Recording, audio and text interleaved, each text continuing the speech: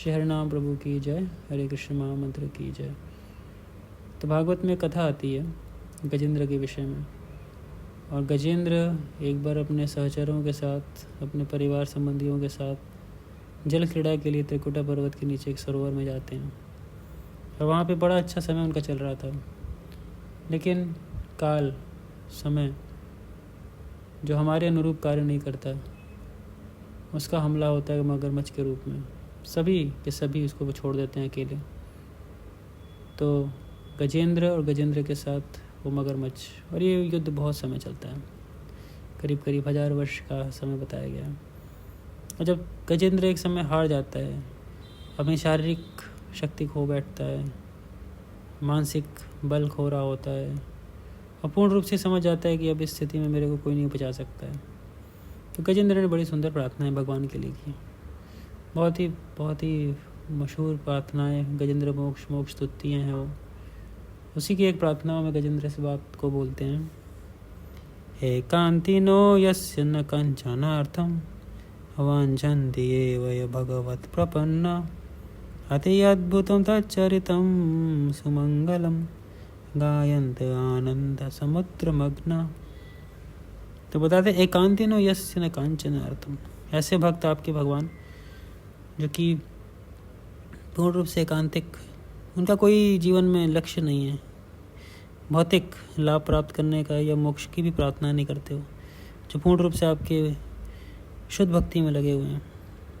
कांचनार्थम मतलब आपके सेवा के अलावा कुछ अर्थ नहीं है उनके जीवन में, nothing else they desire in this life. चाहते क्या, वांछन्ति है वही भगवत प्रपन्ना, हमेशा वो आपको पूर्ण रूप से शरणागत होना चाहते हैं, शरणागति में आना चाहते हैं।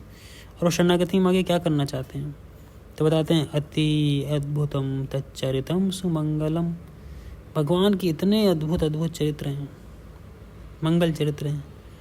उन अद्भुत मंगल चरित्रों को क्या करना चाहते हैं, वो गायन्त आनंद समुद्र मग्ना, उसको गाना चाहते हैं, आनंद के समुद्र में डूबना चाहते हैं। तो देखिए यहाँ पे रहस्य छुपा है आनंद के समुद्र में डूबने का। अगर कोई आनंद के समुद्र में डूबना चाहता है तो उसको समझना पड़ेगा वो अद्भुत भगवान श्री हरि के चरित्र का जब हम सुनते हैं, जब उसका गायन करते हैं, तो ये भगवान के अंतरंगा शक्ति की विशेष कृपा होती है कि वो क्या करती है, ले जा कर के डुबा देती है।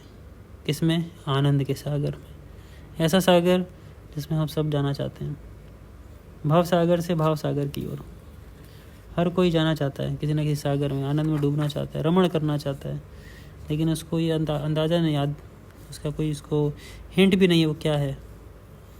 लेकिन यहाँ पे गजेंद्र ने इस बात को बताया, गायंत आनंद समुद्र मग्न। तो बहुत महत्वपूर्ण है जब हम ऐसे महिमा भगवान की सुनते हैं, ऐसी महिमाओं का ऊपर चर्चा करते हैं, तो कहीं ना कहीं हमारे अंदर भी एक छोटा सा श्रद्धा का एक विकास होता है। और विकास होता है कि हाँ, कहीं ना कहीं अगर हम भी इस चीज़ को एस्पायर करते हैं और इसके लिए प्रयास करते हैं, तो हम इस चीज़ को ज़रूर कभी ना कभी प्राप्त करेंगे जीवन में। तो इसीलिए जो हमारा जो जप है सुबह का, अगर हम इस आशा के साथ, इस इंटेंशंस के साथ, इस मोटिवेशंस के साथ करते हैं, प्रयास करते हैं करने का, तो कहीं ना कहीं भगवान हमारे मोटिवेशंस को देख करके, इंटेंशंस को देख करके कहीं ना कहीं हम इसका पात्र बना सकते हैं। और बना करके हमें भी उस आनंद के सागर का एक सिंधु का कम से कम एक बिंदु चखने को मिल सकता है। और फिर हो सकता है कि हमारी और अभिलाषा और इच्छाएं बढ़े उसको प्राप्त करने की। तो ये जो साधना भक्ति का मार्ग है, जिसको कि हम सब बड़े गहराई से करने का प्रयास करते हैं, तो इस मार्ग में ऐसी प्रार्थनाएं हम सबको एक श्रद्धा का काम देती हैं, श्रद्धा बढ़ाती हैं। तो हम सबको भरपूर प्रयास करना चाहिए कि हम अपना अथक प्रयास करें जप में, और भगवान की कृपा को आकर्षित करें, ताकि हम सब इस समुद्र, इस आनंद के समुद्र में कहीं ना कहीं गोते लगा सकें।